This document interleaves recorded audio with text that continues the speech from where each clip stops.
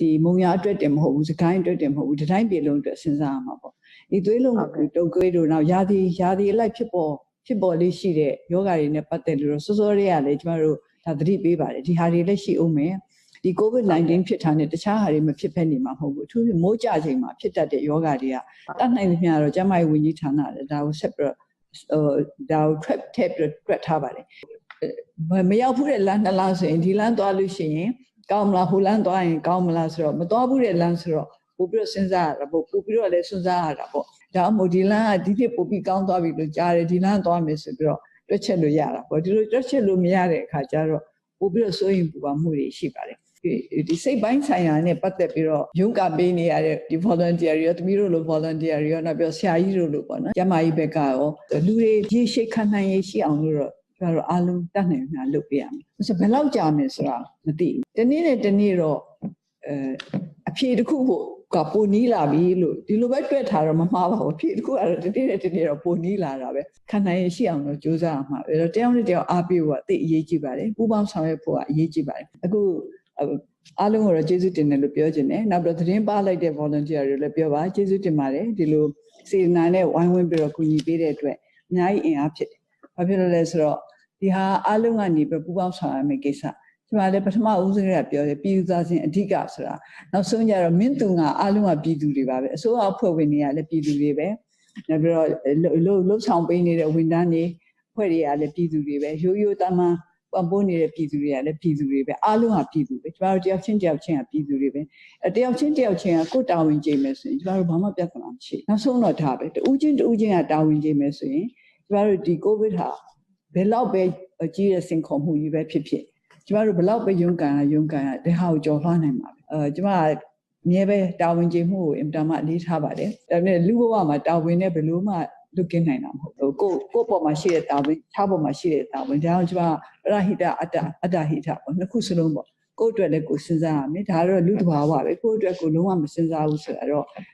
မဖြစ်နိုင်ဘူးပေါ့နော်ဒါတာမန်လူသားတွေအတွက်ကိုယ့်အတွက်လည်းစဉ်းစားရမယ်ကိုဗစ်မှာဆိုလို့ရှိရင်တခြားလူတွေယောဂမရအောင်လုပ်ထားကိုကာကွယ်ရလည်းရောက်တယ်ဒီပတ်ဝန်းကျင်ကယောဂရနေပြီဆိုရင်ကိုယ့်အတွက်လည်းအန္တရာယ်အများကြီးရှိတယ်အဲကြောင့်မလို့ကိုယ့်အတွက်လုပ်ထားတယ်သူများအတွက်လုပ်ထားတယ်ခွဲခြားပြီးမြင်လို့ဖြစ်တော့အားလုံးကိုသတိပေးချင်တာကတော့ကိုဗစ်ယောဂရဲ့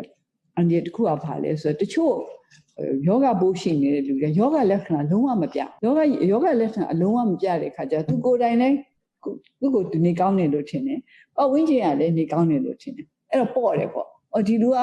အချောင်းဆွနေတာလည်းမဟုတ်ဘူးဒီလူကအသက်ရှူကြနေတဲ့ပုံစံလည်းမပေါ်ဘူးပေါ့သူမှဘာမှယောဂမရှိဘူးဆိုတော့ဒါစိတ်ချရတယ်ဆိုပြီးတော့မြန်ဖုံးတောက်ဖို့လဲခပ်ပေါ့ပဲခပ်ဝေးခေါ်နေဖို့ပဲခပ်ပေါ့ပဲဒါပေမဲ့ဘလို့မှပြောလို့မရအောင်လူတယောက်ကိုကြည့်ပြီးတော့ယောဂလက္ခဏာမပြဘဲနဲ့ဒီယောဂအတောင်ပျောက်သွားတဲ့အထီးရှိတဲ့လူတွေလည်းရှိနေပြီအခုစဉ်းစားကျမတို့သိရပြီလူတိုင်းမှာယောဂလက္ခဏာပြတာမဟုတ်ဘူးထပ်တလဲပေါ့နော်ပညာပေးဖို့လည်းလိုတယ်တချို့ကထပ်တလဲပညာပေးရတော့ခါကြတော့ညှိငွေလာတယ်ဆိုပေမဲ့လည်းဝင်တော့စိတ်တော့ဝင်သွားတာပဲဒီပညာအထူးဖြင့်မျက်နှာဖုံးကိစ္စ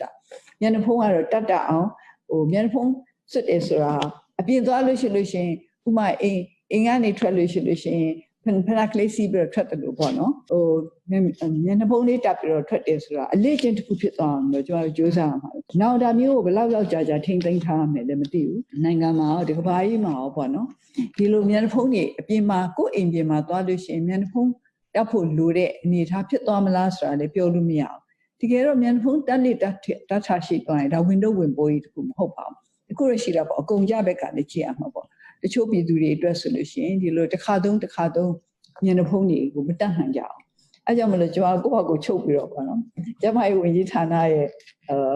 ့ထုတ်ပြန်ချက်တွေနဲ့ကိုင်ရအောင်လို့ပေါ့အဲဒီထုတ်ပြန်တဲ့ဒီပေါ်မှာအခြေခံပြီးတော့ကိုယ့်ဘာကိုမျက်နှာဖုံးလေးတွေချုပ်ထားအောင်အားပေးခြင်းနဲ့ဆိုတာဟာတစ်ခါသုံးမျက်နှာဖုံးတွေကိုမတတ်နိုင်တဲ့ကျွန်တော်တို့ပြည်သူတွေအတွက်လက်တွေ့လဲကြမယ်နောက်ပြီးတော့လည်းမျက်နှာဖုံးယဉ်ကျေးမှုလေးလည်းဖြစ်သွားနိုင်အောင်လို့မျက်နှာဖုံးတက်တာစတိုင်းတစ်မျိုးဆိုရင်လည်းတတ်မဲ့လူတွေကလည်းရှိသေးတယ်လေအဲ့တော့အဲ့ဒီဟာကိုလည်းကျွန်တော်တက်နိုင်များတော့အားပေးရမှာပေါ့ညီအမျိုးမျိုးနဲ့မျက်နှာဖုံးတက်ချင်အောင်လုပ်ရမယ်ခွာပြီးတော့နေဖို့ဆိုတော့ရေရှည်မှာတော့ခက်မယ်ဆိုတော့ကျွန်တော်သိပါတယ်တခြားလူတွေနဲ့ပူးပေါင်းဆောင်ရွက်ရမယ်ကိစ္စတွေရှိလာတယ်တူလုပ်ရမယ်ကိစ္စတွေရှိလာတဲ့ခါကျတော့ဘယ်လောက်ဝေးနေနိုင်မှာလဲဒီဖွံ့ဖြိုးတိုးတက်တဲ့နိုင်ငံမှာဆိုရင်ဘာမဆို video conferencing နဲ့လုပ်မယ်ဘာမှမဆို internet သုံးလိုက်မယ်ဆိုတော့ကျွန်တော်တို့နိုင်ငံကကိစ္စအဝဝဒီလိုလုပ်နိုင်တဲ့အဆင့်မရောက်သေးဘူးဥပေါင်းဆောင်ရွက်ပြီးတော့လိုရတဲ့အခြေအနေ